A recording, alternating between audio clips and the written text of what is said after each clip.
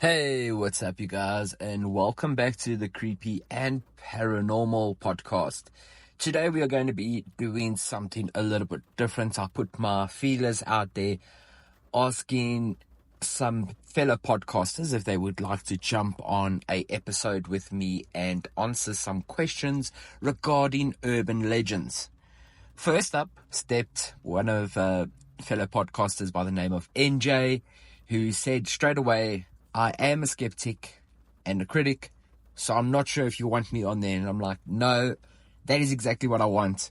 Bring it on. If you're a non-believer, that's cool. If you're a believer, also cool. I just like listening to people's point of views. So thank you, NJ, for joining us, and really enjoyed what he had to say, and I hope you will enjoy this episode. It's a little bit different, so let me know in the comments below if you enjoyed it. Okay, my name is NJ Hawkeby, and I'm the host of the LGBTQ-focused true crime podcast, A Crime Most Queer. What I like about true crime is that it is rooted in verifiable facts. And while I often need to fill in some of the blanks in the cases that I cover on my podcast with deduction and supposition to make the story make sense, my leaps are based in logic. The supernatural and paranormal, however, don't usually offer these leaps of logic, and the willing suspense of disbelief is often too great for me. And yet, here I am, about to delve into my thoughts on the world of urban legends and topics far removed from the safe facts of true crime. So Shane, hit me with your questions.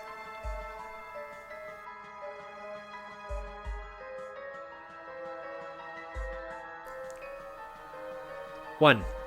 What are some of the most enduring urban legends or folklore in the paranormal world?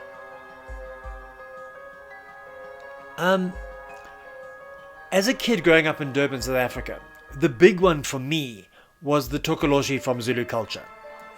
That scared the smelly stuff out of me. We had the groundskeeper for the church across the road living in the back room behind my grandparents' house, and I once asked him why he kept his bed on bricks. Well, that was a mistake. He pretty much told me all these horrendous stories, and I had nightmares for months about this hairy little goblin-type creature that would come for me in the night and cause all kinds of mischief and shenanigans. In later years, I've been able to attribute Tokoloshi stories to pretty mundane reasons that make sense to my logical brain. For instance, a while back, I think it was in the 90s, doctors were reporting children being pricked with needles, which the parents of these kids were claiming to be a result of Tokoloshi attacks. But it turned out to be physical abuse by caregivers, and the parents didn't want to rat on members of their community, I assume to avoid being targeted by these sadistic individuals. When I moved to Johannesburg at the age of 9, I had a teacher who came from the Cape, and she would tell us stories of Van Hunks and the devil, who were responsible for the clouds on Devil's Peak because they smoked so much, and the hitchhiking ghost girl of Uniondale, and of course the Flying Dutchman. But those stories were, to my mind, just stories. Disney would later grab the Dutchman myth and run with it in Pirates of the Caribbean, which would just add to the overall nah-ness of the whole ghost story thing. Maybe if I'd heard these stories late at night, sitting around a campfire out in the bush, they would have had a deeper impact, but nah. None of those other stories ever instilled the sheer magnitude of terror that the Tokoloshi ingrained in 4-year-old me.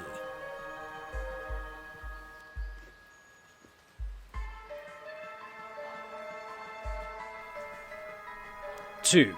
Have you ever investigated a location associated with a famous urban legend? No. In my late teens and early 20s, my friends and I would visit graveyards in the dead of night.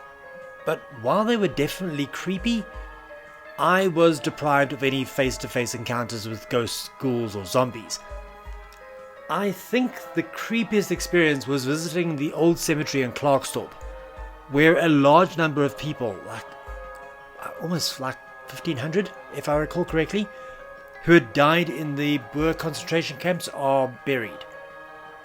Now, to get there, you have to walk through a subterranean tunnel under the train tracks, And on our way back, we were convinced that we were being chased through that tunnel by some otherworldly creature. But looking back in the days following that, we admitted that it was almost certainly just mass hysteria infecting a group of melodramatic teenagers. Right? Yeah, that was definitely it. I think.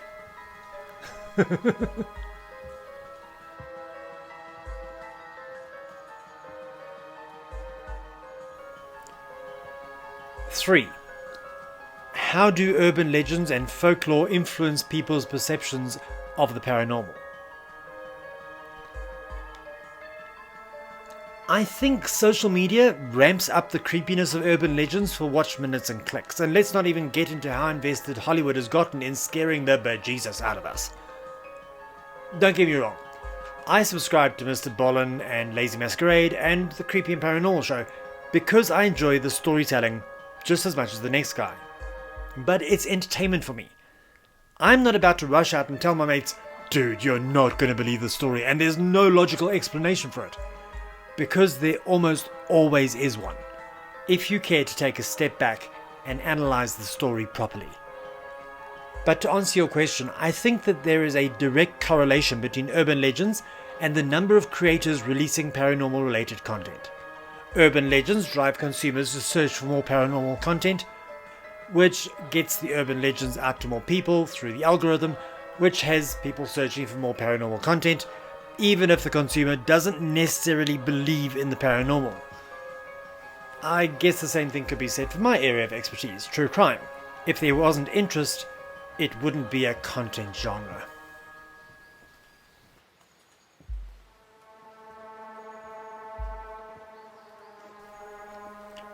Four. Can you share a particularly chilling urban legend or piece of folklore? Actually, no. I can't. I will listen to these freaky tales and then they get flushed from memory. But there are some really messed up true crime stories based on 100% verifiable evidence that are way more hardcore in the weird and creepy department than any of the paranormal stuff. A personal favorite of mine is Armin Meiwes, the cannibal of Rothenburg in Germany. He met a guy online in 2001 who agreed to be eaten, and the pair actually went through with their plan.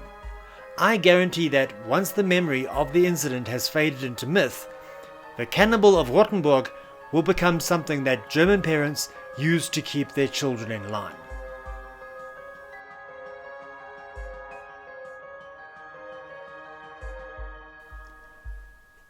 Five.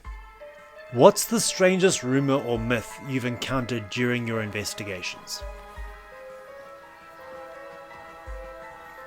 Again, I follow facts. You often get murderers who try to explain away their crimes by claiming some kind of paranormal involvement. You know, the devil made me do it or some shit.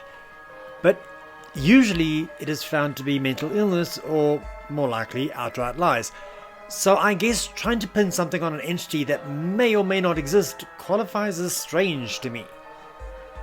I find the hardest stories from which to dispel a supernatural angle are where the perpetrator is either never caught or dies before the actual story or their actual reasoning can be pulled out of them. The most infuriating cases are where they try and pin their crimes on instructions from God or the devil or some demon or other.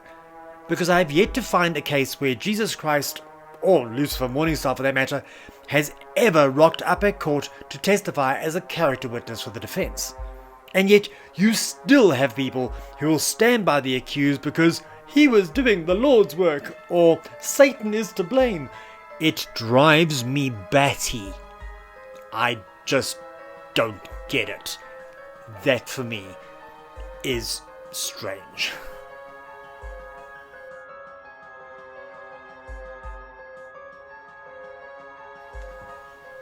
Six. Do you believe that urban legends and folklore have any basis in reality? Oh, definitely. There has to be something that started a story. Look at most fairy tales. there was almost always some event that brought about a particular story being told. A prime example is the real story behind the Pied Piper of Hamelin. That is some seriously screwed up shit. In the very real town of Hamelin, Germany, which still looks like it was taken straight from the pages of a book of fairy tales, there is an inscribed plaque on a house dating back to 1602 that reads AD 1284. On the 26th of June, the day of St. John and St. Paul, 130 children born in Hamelin were led out of the town by a piper wearing multicolored clothes. After passing the Calvary near the Koppenberg, they disappeared forever. Something for sure had to have inspired that plaque's creation. But more than 300 years had passed between the children going missing and the laying of the plaque. Chances are that the actual story may well have already been lost to time back in 1602.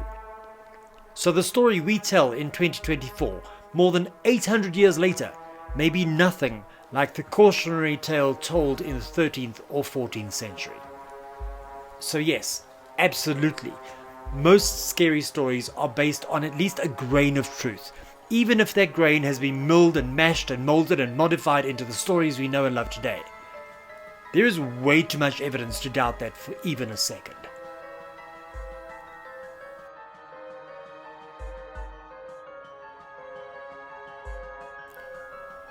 Seven. How do you approach researching and verifying urban legends and folklore?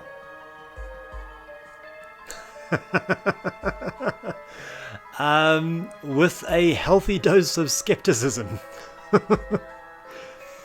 I will often contemplate conspiracy theories in the cases I cover in my podcast. In fact, the two cases I covered when I first started my podcast back in 2020 ended with me exploring theories that demanded I stretch my own deductions to the absolute limits.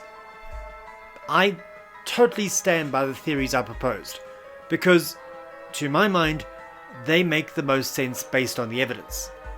But I also know that these theories would never survive scrutiny in a court of law, because they require too much of if this, then that, for any defense lawyer to throw up his hands and say, yeah, I've got nothing to refute that.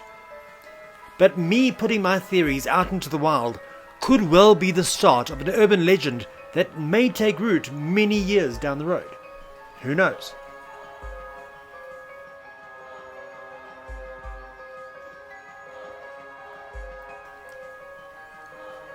Eight. Have you ever encountered any real-life events that seem to confirm an urban legend or piece of folklore? No. Usually, with even the slightest bit of picking apart, urban legends almost invariably crumble to dust. So, real life confirming an urban legend? No, not even once. Look, I would love to have my mind blown, but that is yet to happen, at least in as far as the paranormal is concerned. Sorry. That said, if you ever want me back to debate some urban legends where you try and prove me wrong, I'm totally game for that. Have your Tokoloshi call my Tokoloshi and we can set something up. Thanks, Shane. This has been fun. Even if I'm not a convert. Yet.